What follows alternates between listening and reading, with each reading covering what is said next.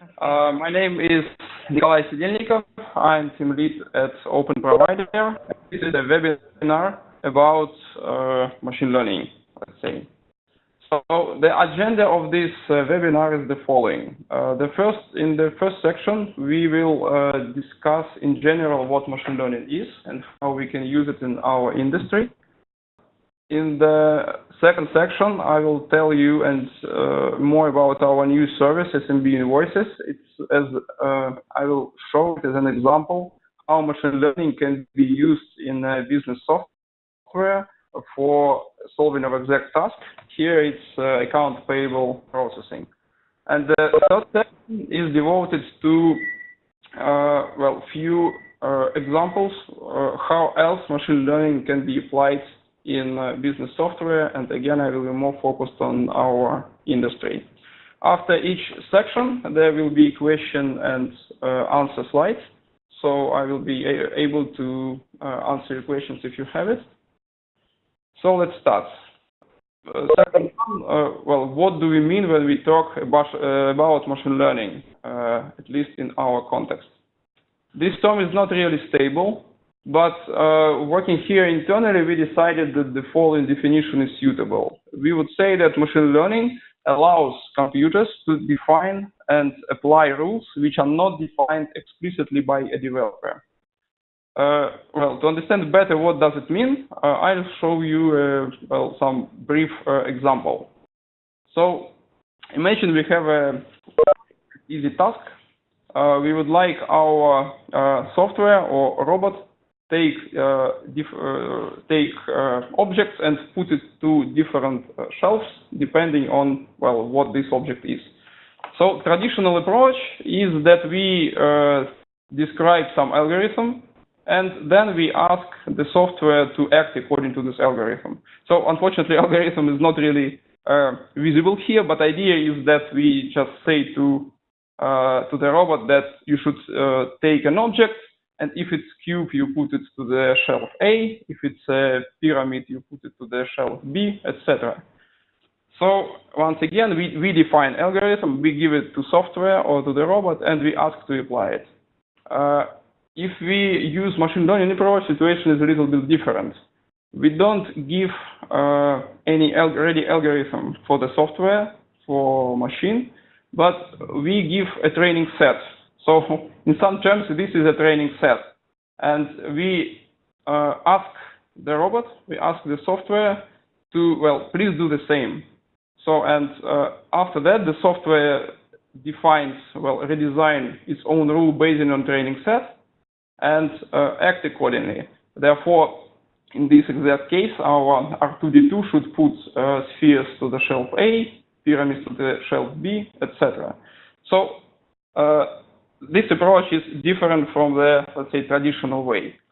Of course, both approaches each of these approaches has its own advantages and disadvantages, which we should realize when we let's say, select which one to use. If we talk about algorithms which are explicitly described by developers, which are usually used in business software, we can see following advantages. First of all, of course, you can always find out why machine works like this, because you have a logical algorithm which you designed, and you always can decompose it and find the reason. You can always adapt it manually to some rare unique cases, and you can even prepare it to some future challenges. If something is not in the training set, machine will not learn from it. But if we use hard-coded rules, we can predict some events in the future and explain to machine how it should work in this case. But at the same time, disadvantages are also quite clear. First of all, the higher the complexity of the system, the higher effort required for its modification. If you have a really complicated algorithm, like, for example, the one which is drawn, which you can see on the left side of the slide, it's clear that when you make some changes inside, you need to spend quite a lot of time for rule redesign, algorithm redesign. You need to spend time for smart implementation, and then you should test this stuff to make sure that it works like it should work. And the last one, which is maybe not so obvious, but in fact the true rule is not often visible for the human. If we had very easy task, like with those 3 shelves on the previous slide, of course it's quite easy to say what we want to achieve. But if we have a really big amount of data, most probably that, well, we will not be able to, well, even to understand these data because humans' brains are not appropriate for it. At the same time, machine learning approach also has some advantages and also has some disadvantages. So advantage is that people can just do what they do without designing a final model, and machine will learn from them, and machine will design the algorithm and apply it. And what is also, well, as a result, developer is often not required to implement new rules. That is exactly what we will see when we will, well, when I will demonstrate how SMBinvoices recognize invoices which we received from our providers. But of course, as well, it's not a silver bullet. It also, well, this approach also has, well, a strong disadvantage that you cannot prepare a system for future challenges because, well, people should work with some new cases before machine can learn from them. But in many terms, it's, well, it depends on the quality of machine learning algorithms, if it really can generalize the experience which it got. One more question, just well, to underline, quite often I see the confusion that people expect that applying of machine learning technologies require for big data. In fact, well, this assumption is incorrect. As you will see on, well, when I will demonstrate the example with invoices, in fact, you can apply machine learning when you have just thousands or even hundreds of test cases in a training set. But of course, in many terms, it depends on the, let's say, the business context of, well, it depends on the problem you solve. But what is true, that machine learning can make magic when it is applied to big data sets, because again, human brains are not appropriate to operate with big data, and machine learning is a very, well, strong tool which can help us to, well, to work with it in a good way. And the last slide in this section, this is some classification which we made here internally, well, when we made analysis where can we apply this kind of techniques. It's very raw, of course, and it's not full, but it just gives some ideas about, well, what machine learning can do being implemented in business software. One, well, let's say, area is assisting people. As you understand, machine can do better numeric forecasting, of course, and well, to predict how many products will be sold next Sunday, for example. Machine can do anomaly detection, clustering. Well, for example, if you need to make a market segmentation, having well, thousands of customers, most probably that machine will do it in other way than a human does, than a human does, and most probably machine will do it better. And other, let's say, area again, thanks to machine learning, we can replace people. First of all, we can replace some standard decision makers. For example, if we talk about invoices processing, well, quite many of actions which are done by humans, well, reading invoice, validating invoice, well, these are more or less standard decisions, and we are sure that quite often machine can learn from the previous experience and start working, not assisting people, but instead of people. And there are some other sections. No, there are some other examples. Well, as you perhaps know, well, Google taught robots to drive a car. So it's possible to replace also people using these technologies. Next section is about our new product, SMBinvoices. This is a good example, I think, how machine learning can be applied for resolving of some exact task. In this case, it's how to apply machine learning for accounts payable processing. Finally, why do we work on it? According to many institutions, the automation of bookkeepers is very probable during next 1 or 2 decades. And we just decided to take part in it. And, you know, I think it's, well, this forecast looks really, well, it seems it's true. Okay, so some business context in which we try to solve those machine learning tasks. So SMBinvoices is a software for accounts payable processing, which helps you to collect, digitize, validate incoming invoices, make some bookkeeping records, and send it to bookkeeping software. What I'd like to underline that here we are more focused on building a self-learning data-driven solution, and we actually are not aiming to replace some other software like bookkeeping software or something else, because our paradigm is that we are aiming to replace people who work with this software to make people free from those routines. So let me make a brief demo of how we recognize invoices. Somewhere here, yes. So this is the interface of the application. If we go to the section, here is the section where invoice are got from the very beginning. So usually we recommend to integrate this system with the mailbox, because we expect that it should take and classify invoices taken it from the mailbox where providers send it. But just to make it more easy, I will show you now how to. I will upload documents from the local machine.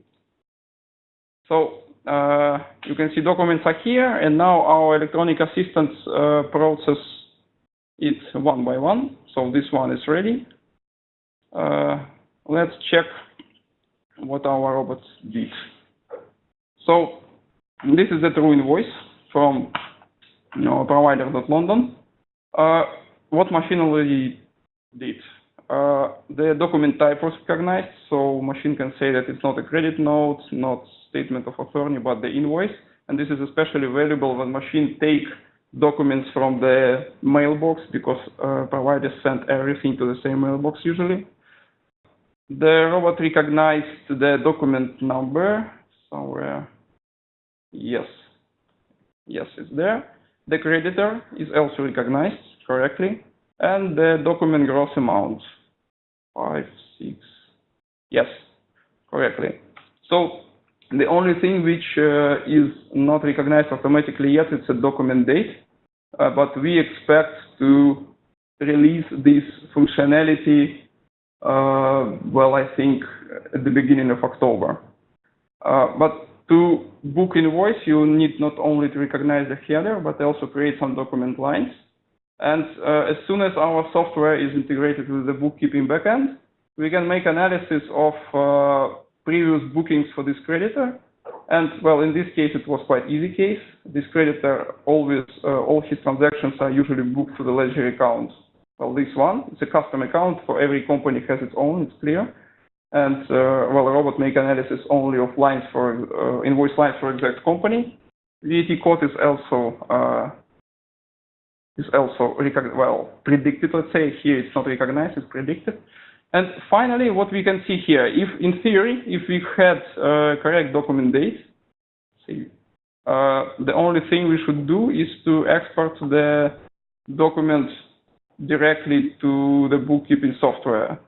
So what does it mean? It means that when the problem of document date will be solved, if we have high quality of recognition, in theory, human involvement is not really required in this case.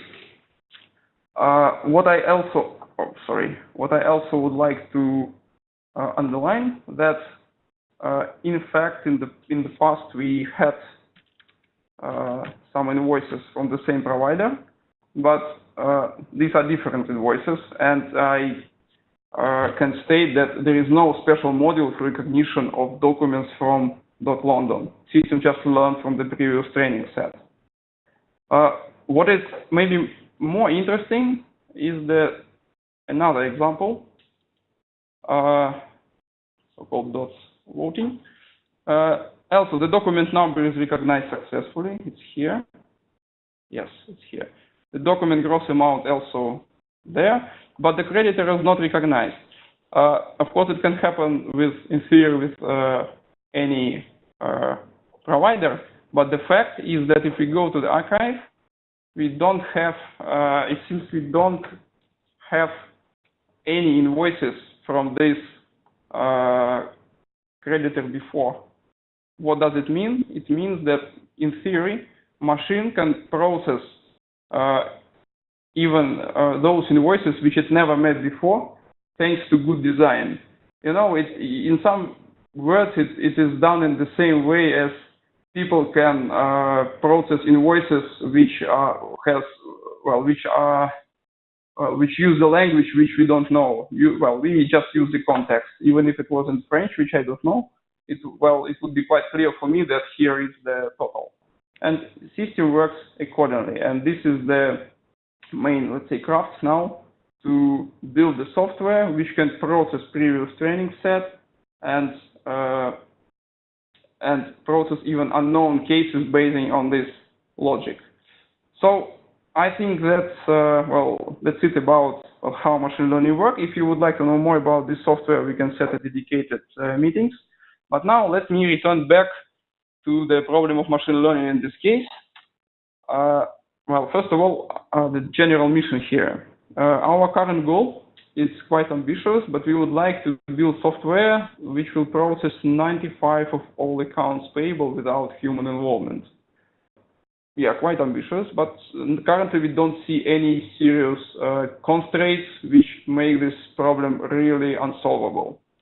So I would say that we see the way. Okay, and now I'll give you some example to understand better how we solve the problem of invoice amount recognition, for example. But in general, the same approach can be used for any other kind of, for any other problem of such kind, how to read the creditor name or the VAT rate or something like this. So let's define the problem correctly. So we have a text document, invoice. Well, we usually take text from PDF, while in the future we would like to also add functionality which will convert pictures to the text. Well, we don't have it now, but this is not the main problem. So we have a text document which contains multiple so-called tokens. Token is an isolated combination of characters. So it may be number, it may be some words, it may be almost everything.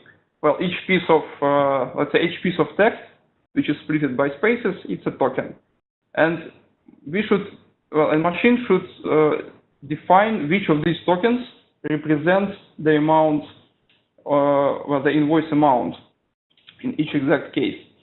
So that's what we should teach machine do. Therefore, we need to solve the classification problem. In general, working on such kind of project, it has following phases, which are more or less standard. First of all, of course, we should create a training set. Building this software, we were mostly based on our own invoices, which were digitized before.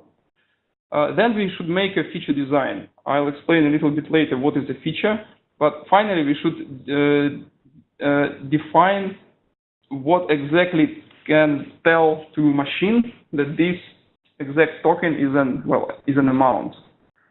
Then also we should select an appropriate classifier. When I talk about classifier, during last few decades by scientists, mostly statistics do that, quite many different classification models were developed.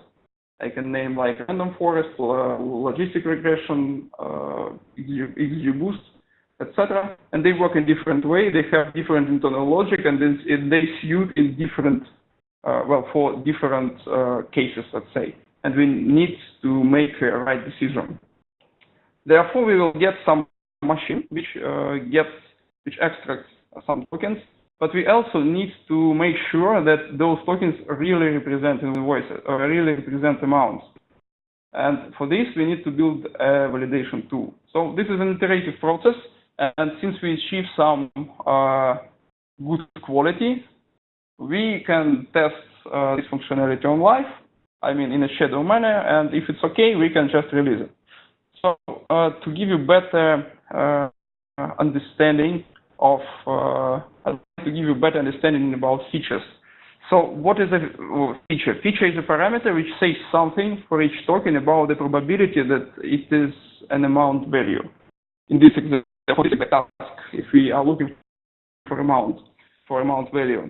So for example, it might be the location of the token of the list. You know that it's more probable that the total amount will be on the left side of the screen of the page. It's less probable that it will be on the on the right side of the screen. It's less probable that it is on the it will be on the left side, and it's really not probable that it will be in the center of the page, for example.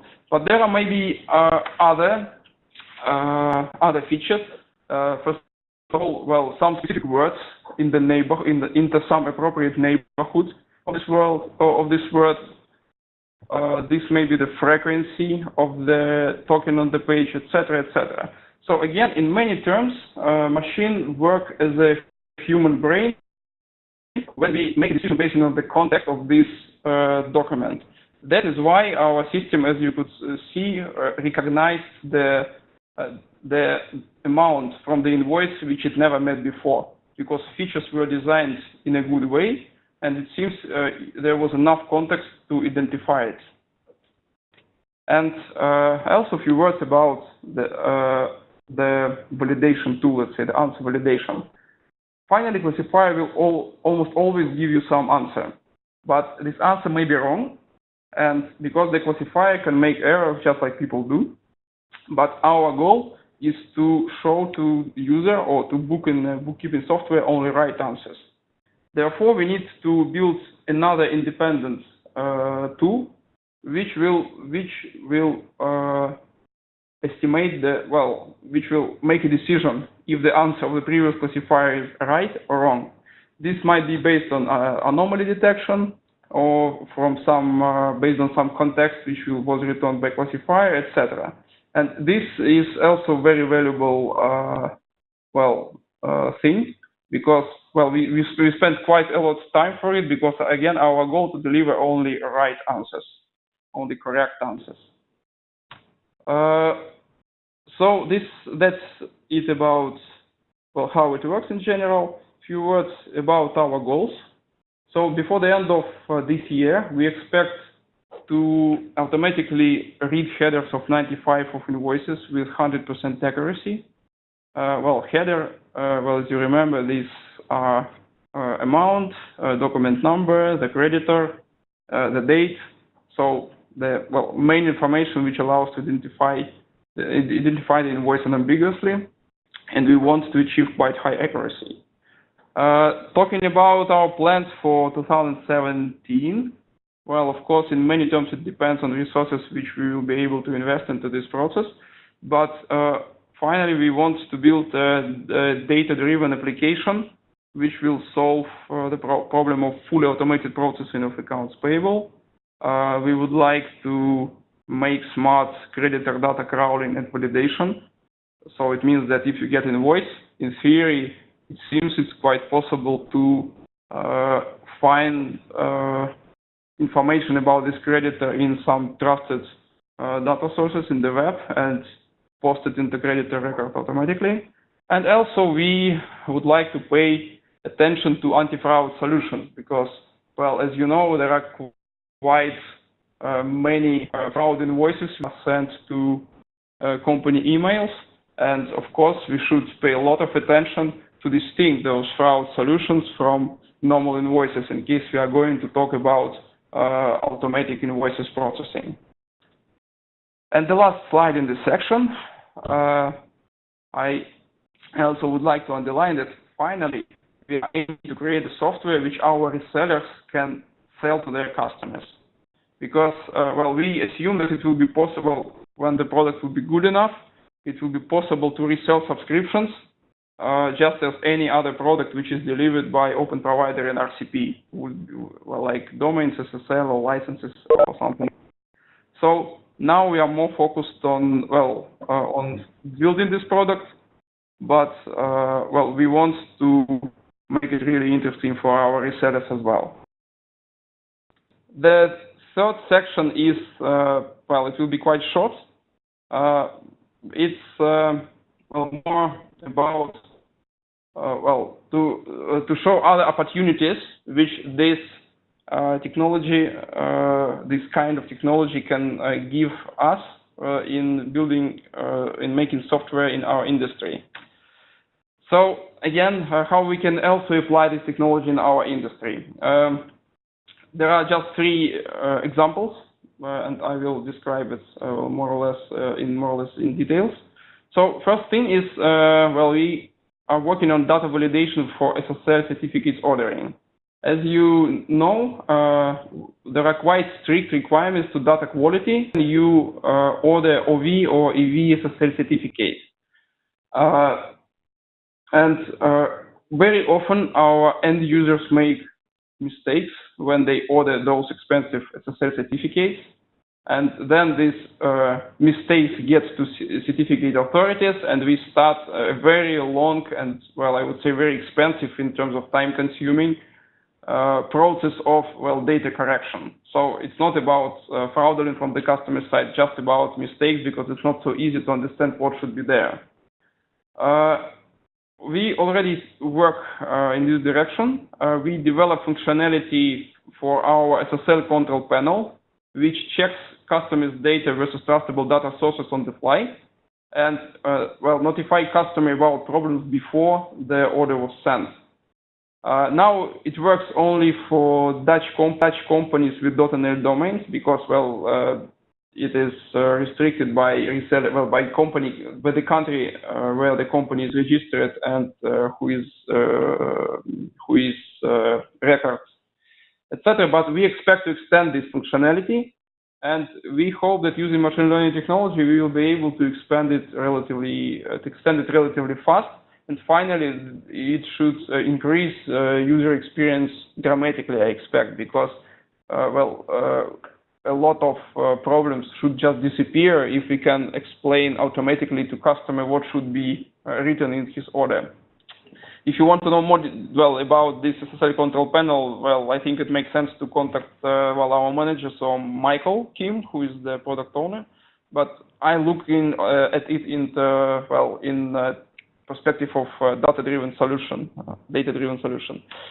So next interesting problem which we also think about, where also machine learning can be applied, it's the problem of fraudulent domains. I don't know if anyone met this problem, but sometimes our resellers face the following situation: when their customer registered domains to steal money. For example, they create a fake online shop, take money from, well, their potential customers and then disappear without anything. And when it happens, well, all companies have some problems, because, well, I can't start reacting on it, and well, we even don't really know what can we do there, but the problem is still there. And we expect that it's quite probable to build a scoring system to identify such fraudulent domains before we have complaint from ICANN. So how it should look in technical perspective? We should make a good data set with the required data about domains, about fraudulent domains, about, well, who already made the crime and we know it. And we can take some trustable data from some trustable domains, and then we teach, well, machine use this training set, and then just make some scoring when new domains are registered. And if something, if there is some domain which seems suspicious, system can escalate it to, well, for the further analysis to the human. So if this system will work normally, I think it can be quite useful, because, well, the problem is there, and I think that the problem will become bigger, well, during the, well, next decade, for example. Well, and of course, the most fruitful area, of course, it's user behavior analysis. We realize that customers make a lot of actions in web applications of our resellers, and these are real big data, I would say, and we expect that it's really interesting to build some software which will make analysis of their behavior using some combination of machine learning and results of neuroscience research. Giants, IT giants like Google, Microsoft, they already do that, but I think it's quite possible for us as well, because we will understand better how our customers make decisions and why they do it. It gives us an opportunity to improve their user experience dramatically, and well, therefore to increase the conversion and their loyalty. Yeah, I think so. Yeah. So these are just a few areas where we can apply, but in fact, well, there are much more opportunities. So, and well, this is the last slide, I think. Yeah, that's, well, in what direction the industry going, and again, how why we expect that we should think more about machine learning technologies. We see the commoditization of the industry, and we expect that the only way to stay ahead of the market is investing into strong, innovative teams, because we want to avoid of competitive pressure of industry giants. And we think that there is enough space for small or medium companies on the market of data-driven software. Why? First of all, because, well, relatively small niches are not interesting for giants, but interesting for us. And the third point, well, we expect that best results can be achieved through the cooperation of small or medium companies between each other, because it can facilitate us,